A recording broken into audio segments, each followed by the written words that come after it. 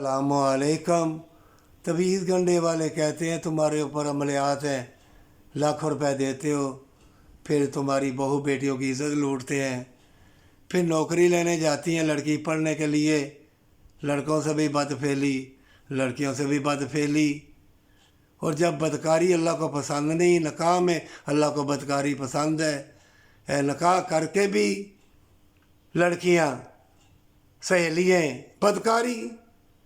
जब ऐसा करोगे तुम्हारी ज़बान में तस्वीर नहीं रहेगी। और माह रमज़ान में बरकत वाले महीने में आखिरी उशरा आ गया है, दोज़ख से पनाह मांग और अल्लाह से बरकतें मांग। इतने फरिश्ते नीचे आ रहे हैं हमेशा की जन्नत के लिए, तुम्हारे लिए अल्लाह से तंदुरुस्ती, बरकत, इज़्ज़त, दौलत, बरकत वाला लिबास मांग ले। और जब तलक चाहे सारी दुनिया भी दुआ करे, तुम्हारी नीयत का अल्लाह देखेगा।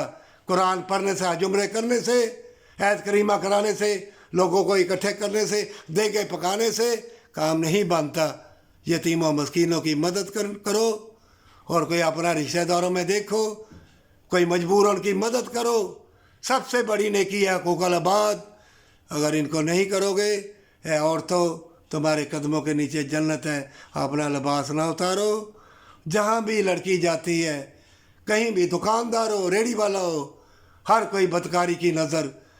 और जालिम लोगों ने देख लिया है कि तुम नंगी चीज़ें पसंद करते हो और अपनी औलाद को बेहयाई की तरफ धकेलते हो। क्यों अपने जीते जी अपनी औलाद को आग में फेंकते हो? तौबा कर लो हमेशा की जन्नत के लिए।